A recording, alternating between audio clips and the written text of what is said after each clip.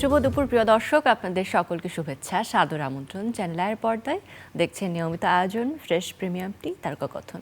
Fresh premium টি তারকাকথন নতুন একটি পর্বে, নতুন একটি আনন্দ আয়োজন নিয়ে এবং একটি নতুন সংবাদ নিয়ে আপনাদের সামনে হাজির হয়েছি। আজ আসছে ঈদ, এখনই কিন্তু ঈদের আয়োজন যে যার যার জায়গা থেকে নেওয়া শুরু করে দিয়েছেন। প্রস্তুতি পর্বও চলছে সেরকমভাবে, কিন্তু এই সময় শিল্পীদের প্রস্তুতিটা থাকে ভিন্ন। তারা অপেক্ষা করে থাকেন পুরো বছরের থেকে এই সময়টাতে আমাদেরকে কিভাবে আরও বেশি আনন্দিত করা যায় তাদের কর্মের মধ্য দিয়ে। আজ যারা আছেন তারা সঙ্গীতের সাথে সম্পৃক্ত, আর সঙ্গীত ছাড়া তো আমাদের যে কোনো উৎসবে আসলে পূর্ণতা পায় না। আজ তেমন একটি কাজ নিয়ে আসলে কথা বলবো। এই উদ্দেশ্যে আমাদের সাথে 4 জন অতিথি রয়েছেন। আগে তাদের সাথে একটু পরিচিত হই। শুরুতে যিনি আছেন তাকে আলাদা করে পরিচয় করিয়ে দেবার মতো আসলে কিছু নেই, কারণ একটি নামই যথেষ্ট এবং তার পরিচয় আসলে অন্যভাবে বলার অবকাশ নেই, কারণ তার একটি গানই তার সৃষ্টিশীলতার পরিচয় বহন করে। আমাদের সাথে আছেন জনপ্রিয় সঙ্গীত শিল্পী ফেরদৌস ওয়াহিদ, এবং আমাদের সাথে রয়েছেন মডেল এবং কোরিওগ্রাফার বুলবুল টুম্পা। শুভেচ্ছা।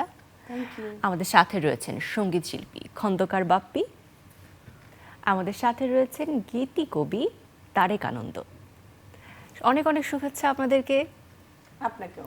আজকে তো একটা আমার মনে হচ্ছে একটি কাজ নিয়ে ফুল প্যাকেজ, মানে কাজের সাথে সম্পৃক্ত সকলকে মনে হয় এক করতে পেরেছি আমরা। আরও অনেক কলাকুশলীরা থাকেন, তবে একদম ফ্রন্টের থেকে আসলে যাদেরকে আমরা লিড করতে দেখি একটি কাজের, আমার মনে হয় সেই সব সেক্টরের লিডার আছেন আমাদের সাথে। অনেক অনেক শুভেচ্ছা আপনাদেরকে। আপনাকেও শুভেচ্ছা। কেমন আছেন? এবং এই যে গান তো আপনার কাছ থেকে একটা পাবে দর্শক, অপেক্ষা করে থাকে, তাহলে আপনার অপেক্ষাটা আসলে দর্শককে উপহার দেওয়ার জন্য কি থাকে? গায়কের জন্য এটা শিল্পের মধ্যেই পড়ে। তার চলমান গতিটা সঙ্গীতে থাকলে সেটাই তার সবচেয়ে বড় সুখ। সেই হিসেবে আমি সুখে আছি। আচ্ছা, নতুন একটি কাজের গল্প দিয়ে কিন্তু শুরু করতে চাই। যে অপেক্ষা করছে মানুষ, একটি কাজ আসতে চলেছে আপনাদের সকলের কাছ থেকে, তো গানটা নিয়ে একটু জানতে চাই। গানটা কিভাবে আমাদেরকে ফাঁকি ওই দিবে? যে মানুষটি ঝাঁকড়া চুল, তারেক আনন্দ, তার মাথা থেকেই শুরু। এই একটা জাহাজের ক্যাপ্টেন যদি বলা হয় যাকে, এই সেই ক্যাপ্টেন যার মাথা থেকে থিমটা এসেছিল, শুরু হলো। আমার মনে হয় তারেককে দিয়ে শুরু করা যায়। ওকে ওকে। এই গানের সম্পূর্ণ আমি লিখেছি ঠিক আছে, কিন্তু ক্রেডিট দেবো আমি বাপ্পিকে। কারণ বাপ্পির একটা প্ল্যান যে সে গানটা করবে। আমাকে সে প্রথমে একটা ডেমো পাঠায়, যে গানের সুর পাঠানোর পর বলেন যে ভাই এটা ফেরদৌস ভাই আর আমি গাবো, তো আপনাকে লিখতে হবে। আমি ভাবলাম যে দুজন ছেলে মানুষ গাবে, এটা কি লিখবো, থিম কি? মেল ফিমেল সাধারণত যেটা হয় যে রোমান্টিক গান হয় বা অনেক কিছু হইতে মানে সহজ আর কি, ডুয়েট গান, ছেলে মেয়ে, কিন্তু দুইজন ছেলে মানুষ গান করবে, কি লিখবো ভাবনার পড়ে গেলাম। আবার আপনার যখন সুর পাঠিয়ে দেওয়া হয় তখন আরও কঠিন বিষয়টা, যে গানের যে মাত্রায় মিটারে লিখতে হয়, ওই একটা বেঁধে দেওয়া। আমরা যেটা স্বাধীনভাবে যে কাজগুলো করি সেটা ইচ্ছা স্বাধীন হয় আর কি। পরে যাই হোক, এই চিন্তা করতে করতে গানটা খুব বেশি টাইম লাগে নাই, আধা ঘন্টার মতো প্ল্যান করার পরেই হয়ে গেল আর কি। আধা ঘন্টার মধ্যে হয়ে গেল? আধা ঘন্টার প্ল্যানিংয়ে মানে ভাবনাটা চলে এলো। তারপরে সেই রাতে সম্ভবত 3-4 ঘন্টা লিখে ভোর রাতেই তাকে বাপ্পিকে আমি পাঠিয়ে দিই যে এবার দেখো হয় কি না। গানের শিরোনাম হলো ফাঁকি। বিষয়বস্তুটা এরকম যে আমরা আসলে যে নিজের সাথে নিজেরা যে ফাঁকি দিই, টাইমলি যে কাজটা করি না, এই জিনিসটার উপরেই আমরা ভাবনাটা নিয়ে আসা আর কি। যে সময় থাকতে তোমরা সময়কে গুরুত্ব দাও, এই থিম উপর চলে আসে। খন্দকার বাপির কাছে যেতে চাই, এরপরের শুরুটা আসলে আপনার কাছ থেকে কিভাবে হলো? আচ্ছা, শুরুটা যেভাবে হলো বলি, তার আগে আমি আসলে থ্যাংক ইউ জানাতে চাই সবাইকে। সুন্দর একটা পরিবেশে আমরা সবাই এক জায়গায় হতে পেরেছি, থ্যাংক ইউ চ্যানেলে।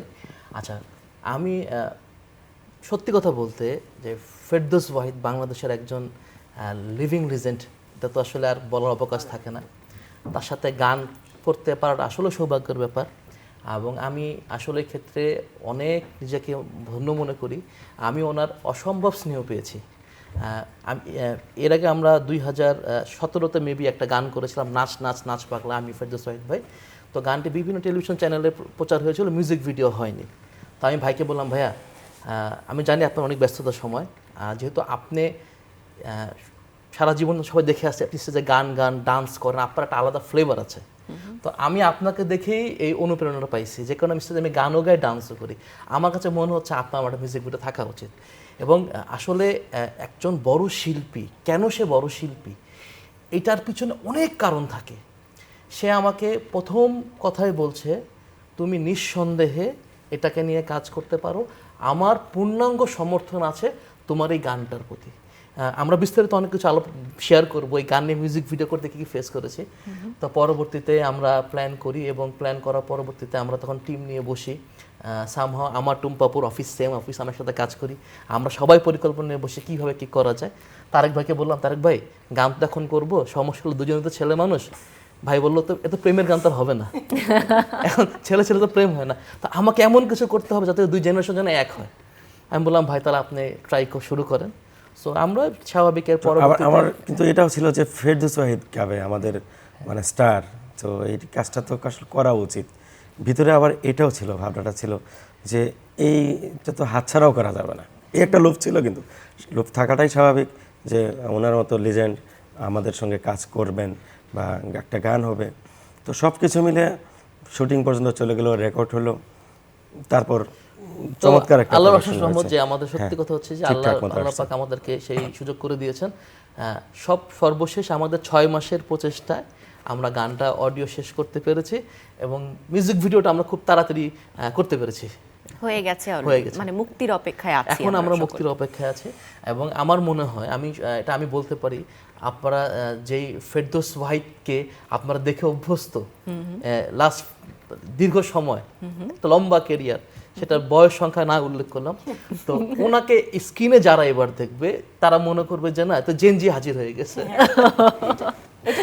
আচ্ছা, বুলবুল টুম্পার কাছে একটু জানতে চাই, এতদিন পরে ফেরা মিউজিক ভিডিওতে, সংখ্যাটা কিন্তু 10 বছর পরে মিউজিক ভিডিওতে ফেরা এবং এমন একটি কাজের মধ্য দিয়ে অভিজ্ঞতা কেমন?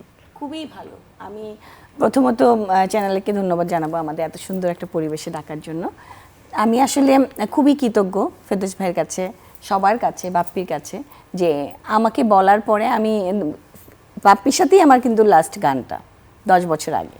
তো ওইটার পরে বাপ্পি যখন আমাকে আবার বললো এবার ফেরদৌস ভাই আছে, আমি আছি, ভাইয়া গান লিখেছে, তো সব কিছু মিলে আমাকে যখন সুন্দর করে বললো, তো আমি আর লোভ সামলাতে পারলাম না, আমি রাজি হয়ে গেলাম। আমি রাজি হয়ে আমরা অনেক সুন্দরভাবে কাজটা করার চেষ্টা করেছি, এবং আমি চেষ্টা করেছি যেন আমার থেকে কোনো ভুল ত্রুটি না হয়। এবং আমি খুবই কৃতজ্ঞ ভাইয়ার কাছে যে এত সুন্দর একটা কাজ করতে পেরেছি তার সাথে। এটা আমার কাছে মনে হয় অনেক, মানে একটা হয়ে থাকবে, স্মৃতি হয়ে থাকবে আমার কাছে। ওকে, তো এবারে আসতে চাই আমাদের লিভিং লেজেন্ডের কাছে। আসলে তার অভিজ্ঞতা কি? আপনাকে কিন্তু বলেছে, একজন তো হিন্ট দিয়েছে যে জেনজি রূপে আপনাকে দেখতে পাবে, আপনার অভিজ্ঞতাটা জানতে চাই গান নিয়ে। আমি আমার অভিজ্ঞতা বলার আগে ছোট্ট একটি কথা বলে নিই। এই 3টে মানুষ যখন তারা প্রশংসাটা করে, আমি ভীষণ বিব্রত হই এই জন্যে, যেটার প্রাপ্য আমি না সেটা যখন বলা হয় তখন আমার খুব নিজেকে আরও কথা বলতে আরও দমিয়ে দেয়। যাই হোক, আমি খুবই কৃতজ্ঞতা প্রকাশ করছি তোমাদের উপর, তোমরা যেভাবে আমাকে নিয়ে আলোচনা করবে। আমরা ভালোবাসি আপনাকে সবাই। আর ধন্যবাদ চ্যানেল আইকে, যে তারা বরাবরই, আমি দেখে এসেছি, আমার জীবনে অনেক অভিজ্ঞতা আছে নতুনদের এই যে প্রমোশনাল ব্যাপারটা, এটা চ্যানেল আই কিন্তু বরাবর করে আসছেন। বিশেষ করে সাগর ভাই, যিনি এমডি, উনি খুব বেশি করেছেন। আজকে আমি যে অভিনয় করি এবং নাট্য জগতের যে ডিরেকশন যেটুকুই করি, সব কিছু তো কিন্তু এই সাগর ভাইয়ের, আমাদের এমডি চ্যানেল আই। যাই হোক, আমরা শুরু করছি। এই যে যিনি গীতিকার, একটি গীতিকারের কাজ যদি আমরা ভেবে দেখি, তো বিশাল একটি দায়িত্ব তার উপর থাকে। এই একটি বাণী যখন সে ছেড়ে দিচ্ছে মানুষের মাঝে, এটা কিন্তু অনেক ভাবনা চিন্তা করে করতে হয়। কেননা বাণী তো অনেক রকম। এই বাণী কখনো গালির পর্যায়ে চলে যায়, কখনো নোংরামিতে চলে যায়, কখনো এটি গঠনমূলক এবং অত্যন্ত রুচিসম্মত কথাবার্তা মানুষের সামনে আসে। তারেক আনন্দ এমন একজন মানুষ, আমার একটি ছবিতে একটি গান আসবে সামনে, তো চমৎকার একটি গান করেছে। গানটি সন্ধ্যা মায়া ছবিটার নাম, এবং চমৎকার লিখেছে গানটি। ওইটি দেখলাম, সে কিন্তু খুব দ্রুত কাজ করতে পারে। তার মানে তার ব্রেনে যখন যায় খুব সুন্দর। আমি অপেক্ষায় ছিলাম ওই গানটা আগে আসবে, সন্ধ্যা মায়া। এটা খুব চমৎকার একটা গান, কিন্তু তার আগে এটা হয়ে খুব গেল। সুন্দর গানটি করেছে। আমি যখন দেখি কতই বা বয়স হবে, সবাই কিন্তু ভেরি ইয়াং, এবং এই ইয়াংদের মধ্যে থেকে সুন্দর সুন্দর ট্যালেন্টের মধ্যে থেকে যখন কিছু ভালো ভালো বাণী বের হয়, খুব ভালো লাগে নিজেকে ভাবতে। আমরা এখানে আজকে দর্শকদের সামনে আমি তারকানন্দকে ধন্যবাদ দিতে চাই সুন্দর একটি কাজের জন্য। বাপ্পি খন্দকার, বাপ্পি এ খুব ব্রাইট একটি ছেলে। এই ছেলেটাকে আমি দেখেছি, আমার সঙ্গে তার একটি উদ্যোগ, সেটি হলো সে বসে থাকে না কারোর জন্য, কে করবে না করবে জানি না, আমাকে করতেই হবে এটা। আমার জীবনের প্রথম গান আমি কিন্তু নিজে করেছিলাম, কেউ এগিয়ে আসেনি। তখন ওটার থেকে কিন্তু আমার বাকি সমস্ত কিছু ছুটে আসে। আমাকে আমার প্রথম গান যে এমন একটি মাদানা, এটা টিভিতে আসে, বিটিভিতে, এবং এই গানটি আসার পেছনে যার সবচেয়ে বড় ধাক্কাটা ছিল সেটা হলো আমার তখন সরাসরি টিচার ছিলেন ঢাকা কলেজে প্রফেসর আবদুল্লাহ বুসাইদ স্যার। ওনার একটি বড় পোস্ট ছিল আমার প্রতি। এই গানটি যখন ওনার অনুষ্ঠান দিয়ে প্রথম যায় সপ্তবর্ণা, তো গানটি উনি শুনতে চেয়েছিলেন। একবারের জায়গায় উনি 2-3 বার শুনে খালি বলেছিল যে তোমার এই গানটি এখন না 20 বছর পরেও দেখবে সমান জনপ্রিয়তা আছে। আজকে তাই দেখছি 220 চলে গেল। তোমাকে ধন্যবাদ যে তোমার এই উদ্যোগটা, ওর উদ্যোগ না হলে হয়তো আমি উৎসাহ বোধ করতাম না। উদ্যোগ দিয়ে যখন একটা জিনিস তৈরি হয় তখন নিজেরও উৎসাহ লাগে। ধন্যবাদ তোমাকেও। আর ম্যাডাম বুলবুল টুম্পা, উনি খুব, আমি ওনাকে দেখেছি খুব কোঅপারেটিভ একজন আর্টিস্ট। ওনার সঙ্গে আমার কাজ এই প্রথম হলো আক্ষরিক অর্থে। আমি ওনাকে চিনি, ওর মাধ্যমে চিনি। উনি খুব ট্যালেন্টেড একজন মানুষ। আর একটা জিনিস তার দেখেছি, উনি খুব ধীরস্থির, ঠান্ডা মাথায় কাজ করে। আপনাকেও ধন্যবাদ। আর আপনাকে ধন্যবাদ দিচ্ছি সমস্ত সুন্দর করে উপস্থাপন করে যাচ্ছেন। Thank you very much. আমরা যেহেতু ফাঁকি গানটা নিয়ে আসলে এবং অভিজ্ঞতাটা নিয়ে শুনছিলাম, দর্শকদের দিয়ে আমরা কিছুটা অংশ দেখতে চাই, পুরোটা দেখতে তো আমরা অপেক্ষা করব সকলে মিলে আরো কিছুদিন। চলুন প্রিয় দর্শক। মনু জ্বালা মনু তালা খেলছো তুমি কিসের খেলা?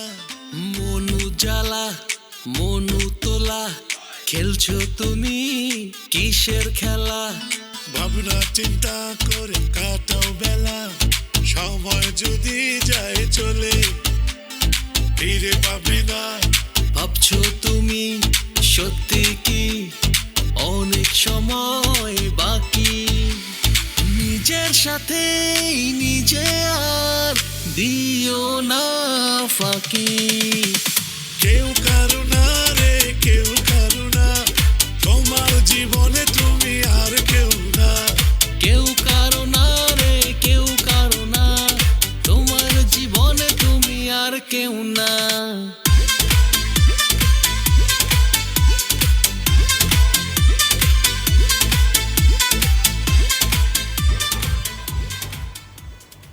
বাহ, আচ্ছা, পুরো গানটা দেখতে হলে আমাদেরকে কি করতে হবে একটু জানতে চাই, কার কাছে শুনবো? ঈদ খন্দকার পর্যন্ত বাপ্পি। অপেক্ষা করতে হবে। ঈদ পর্যন্ত অপেক্ষা করতে হবে এবং কোন প্ল্যাটফর্মে দেখতে পাবো আমরা? আচ্ছা, আমাদের বেসিক্যালি এখন পর্যন্ত আমরা যে প্রিপারেশন নিয়েছি, আমাদের প্রোডাকশন হাউস দেশি টাইরো সম্ভবত তা এই ব্যানার থেকে আমরা গানটাকে রিলিজ সম্ভবত করতে যাচ্ছি। এখনও অনেকে ডিমান্ড করছে গানটা নেবার জন্য, তবে আমরা আমাদের জায়গা এখন পর্যন্ত অটুট আছে যে না, আমরা আমাদের ব্যানার থেকে গানটা রিলিজ করবো, আমাদের প্রোডাকশন হাউস থেকে।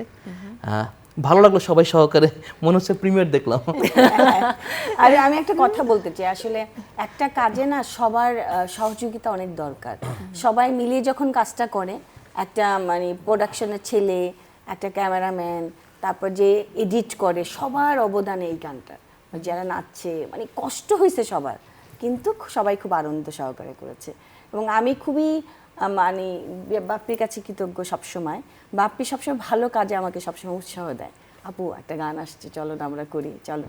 তারপর গানটাকে আমি বললো ফেরদৌস ভাই থাকবে, সবাই থাকবে। আমি না ওই যে একটা ভালো লাগা, সেখান থেকে আমি আবার অনেক বছর পরে স্ক্রিনে এসেছি। আচ্ছা, এই যে এখানে একটি ছোট্ট কথা বলা দরকার, আমাদের মধ্যে সুরকার কিন্তু মিসিং আজকে, বিকজ ও ঢাকার বাইরে গিয়েছে আচ্ছা, ওর নিজস্ব একটি গানের কাজে।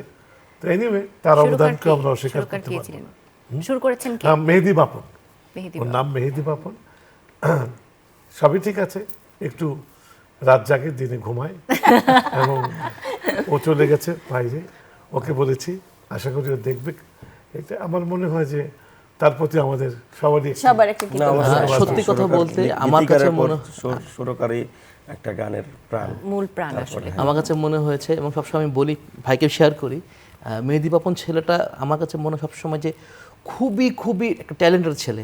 ও আমাদের গানটাকে এত সুন্দর করে কম্পোজিশন করেছে বলার বাইরে, এবং গতানুগতিক গান যে ধারায় হয় তার থেকেও বিভিন্ন মিউজিকগুলো অ্যাড করে মানে খুবই সুন্দরভাবে, যখন আপনারা যখন এখন সবাই তো মানে প্রিমিয়ার হলে দেখে ফেলেছে অল্প একটু, পুরো যখন দেখবে বুঝতে পারবে সে কি ভালো কাজ করেছে।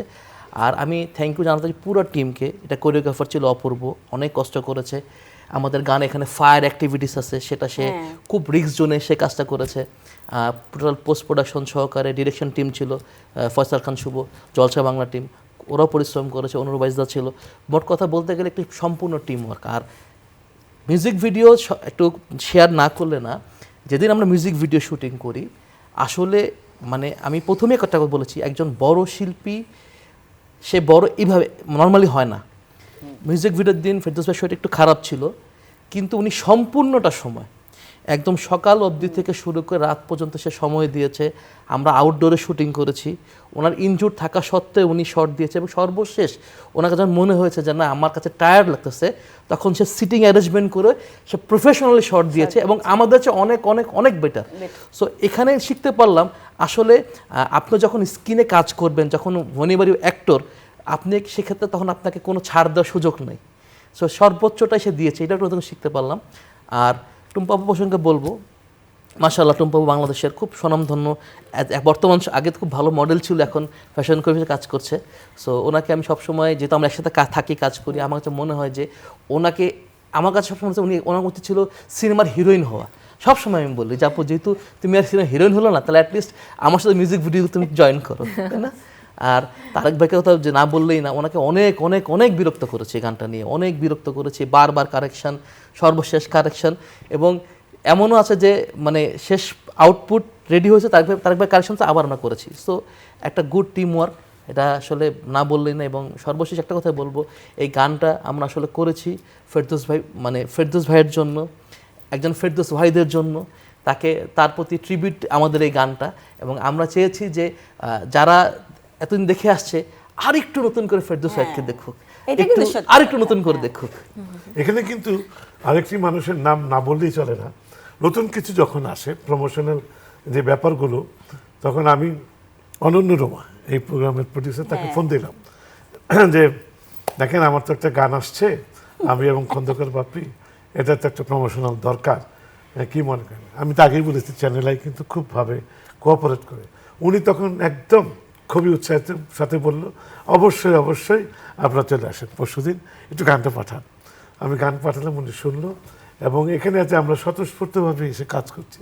এখানে কিন্তু এই রোমা অনন্য রোমা, এই মানুষটার কিন্তু অনেক উৎসাহ আমাদের করেছে সব সময় প্রতিনিয়ত। এবং আমি আমরা তার রোমা কাছে আপার অনুষ্ঠানে এইবার নিয়ে 3-4 বার এসেছি, যে আমাদের যে অনুপ্রাণিত হাসি খুশি করা, একটা মানুষ। নতুন হ্যাঁ। কাজকে যে প্রমোশন করা, এটা সব সময় রোমা আপার ভালোবাসাটা আমরা পাচ্ছি, আসলে বা আমাদের এই আগামীতেও তারকাকথন পাবো। প্ল্যাটফর্মটা আসলে সকলের কাজকেই আমাদের দর্শকদের সামনে নিয়ে আসা, এবং শিল্পীদের সাথে দর্শকদের একটা যে কানেক্টিভিটি তৈরি করা, এই কানেক্টিভিটির জায়গায় আসলে তারকাকথনের আমি শুটিং নিয়ে সার্থকতা। একটা কথা বলতে চাই। ফায়ার ডান্স যখন হবে, তো পুরা রুম অন্ধকার, আগুন জ্বলতেছে, চোখ জ্বলতেছে, তার মধ্যে শুটিং মানে অনেক কষ্ট হয়েছে, মানে চোখটা খুলে রাখতেই কষ্ট হয়েছে, ধোঁয়ায় কিচ্ছু দেখছি না। তো এডিটে বসে বলে কি আপু তোমার চোখ দেখা যাচ্ছে না। আমি খুব স্যাড হয়ে গেলাম, আমার চোখ কেন দেখা যাচ্ছে না, এত কষ্ট করে আমি শর্ট দিছি, এখন ধোঁয়ায় তো আমি কিছু দেখি নাই, মানে এত ধোঁয়া, এরকম একটা বন্ধ ঘরে ধোঁয়া আর পিছে আগুন, একদম আগুনটা পিঠে লাগতেছে, মানে আমাদের গরমটা পিছে লাগতেছে, মানে আমরা এক্সপ্রেশন ধরে রাখছি, ধোঁয়ায় চোখ জ্বলতেছে, মানে চোখও জ্বলতেছে, মানে তাকাতে পারছি না। আর এত মানে ই দেওয়া না, স্মোক ছিল, অনেক অনেক ছিল, মানে আমরা তাকাতে পারছিলাম না। আবার এর মধ্যে ও আমাকে পরে এত কষ্টের শটের পরে বলে আপু তোমার চোখ দেখা যাচ্ছে না। বেচারা একদিন খুব মন খারাপ ছিল, আমার খুব পরে মন আমি খারাপ ছিল। ভিডিও পাঠালাম, পরে দেখে বলো যে না সবই তো ঠিক আছে। চোখ দেখা যাচ্ছে। তোমার চোখ কেন দেখা যাচ্ছে না? তোমার মনে হয় মেকআপ খারাপ হয়েছে। আমি বলছি, অন্য সময় মেকআপ খারাপ হয়নি, তখন কেন মেকআপ খারাপ হয়?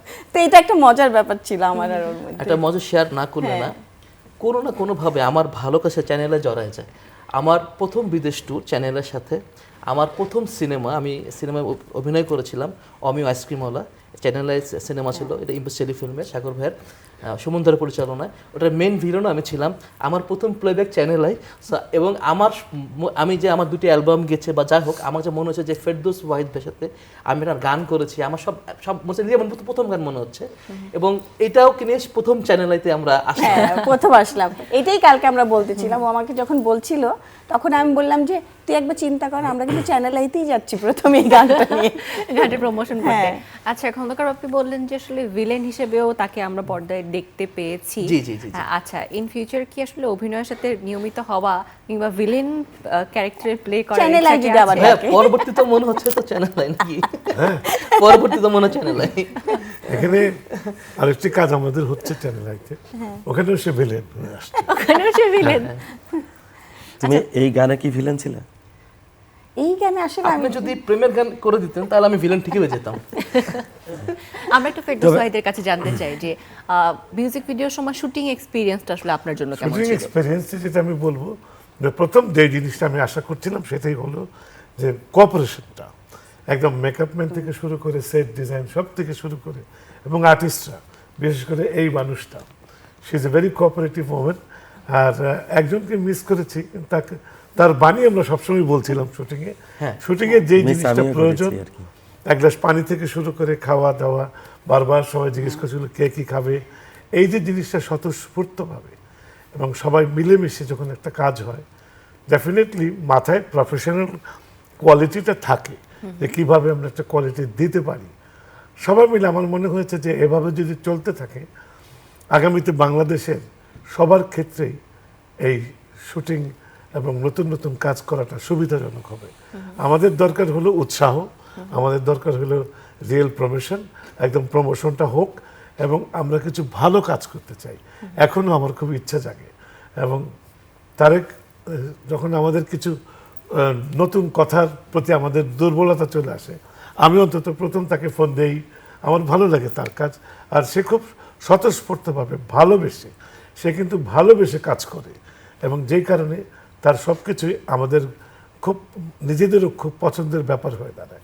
বাপিও তাই, খুব নিজে খুব দৌড়াদৌড়ি করে, একদম গাড়ি নিয়ে চললো তো এই কোনায় ওই কোনায়, সবসময় খোঁজ খবর নেয়, সবসময় আচ্ছা। একটা কিছু হলে সে আমাকে জানাচ্ছে এটা। আর ওনার কথা কি বলবো, আমি তাকে যতটুকু দেখেছি, একটি নারীর জন্য যতটুকু উৎসাহ করা যায় আমরা সব পেয়েছি। আরেকটি প্রশ্ন আপনার কাছে আমার আছে যে আপনি তো অনেক বছর ধরে ইন্ডাস্ট্রিতে রয়েছেন, অনেক কিংবদন্তি সুরকার গীতিকারের সাথে কাজ করার অভিজ্ঞতাও আপনার রয়েছে, কিন্তু এখন তো প্রজন্ম পাল্টে গেছে, নতুন অনেকে এই ইন্ডাস্ট্রিতে আসছে এবং দেখা যায় যে নতুনের সাথে আপনার সম্পৃক্ততা সবসময় অনেক বেশি থাকে। এর পেছনের কারণটা কি? এটা হলো যে কাজের উৎসাহ, কাজ করার মন এবং মন মানসিকতা। আর যারা আছে কাজ করছে তারাও কিন্তু একদিন কিংবদন্তি হতে যাবে। শুধু এই শব্দটা আমার মনে হয় যে কিংবদন্তি শব্দটা, আমি কিন্তু একটু ঘুরে গেলাম, যে সবাইকে ভালো লাগার পরেও বলবো যে আমরা যেন খুব সহজেই কিংবদন্তির শব্দটা ব্যবহার করে ফেলি। এতে এই শব্দটা কিন্তু এত সহজ না। বাপিকে যদি আমি জোর করে কিংবদন্তি বলি, এটা কিন্তু আমি জানি না, আমার বিশ্বাস ওর ভালো লাগার কথা না। 30-40 বছর একটা জগতে ওঠানামা করতে করতে যখন তো এই জগতের সাথে তার সহবাসটা একেবারে পুরোপুরি ঘটে যাবে, তখন তাকে কিংবদন্তি বলে বলা যায়।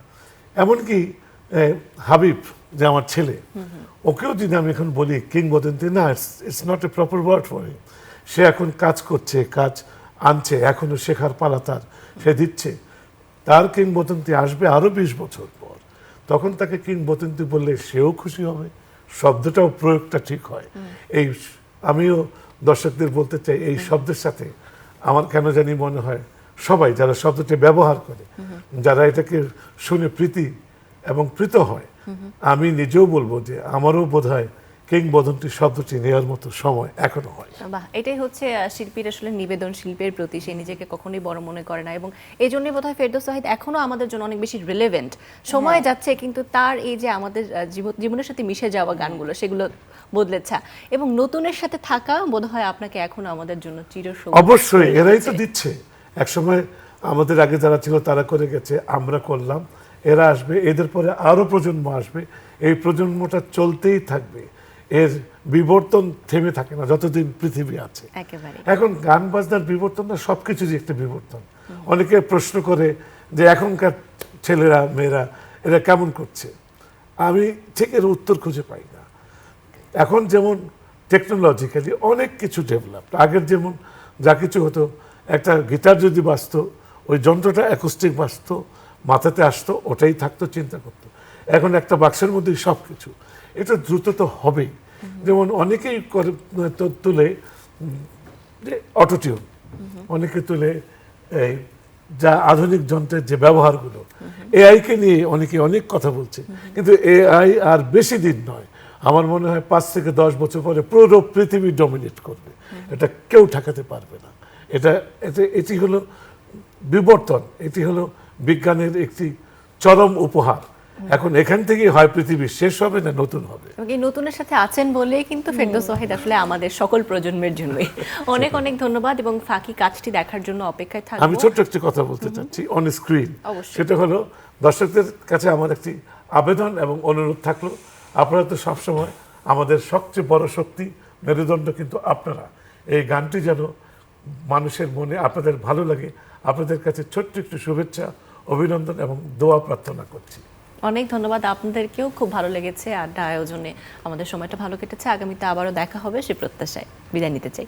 থ্যাংক ইউ আপনাকে, ধন্যবাদ। চ্যানেলের দর্শক আপনাদেরকে অনেক ধন্যবাদ, আশা করি আপনাদের এই আয়োজন ভালো লেগেছে। গানটি খুব দ্রুতই আসলে আমরা দেখতে পারবো ইউটিউব কিংবা যে প্ল্যাটফর্ম থেকে আমরা দেখতে চাই। এই গানটি সাথে আমাদের ঈদটা অনেক ভালো কাটুক সেই প্রত্যাশা নিয়ে আজকের আয়োজন থেকে বিদায় নিচ্ছি। সকলে ভালো থাকবেন।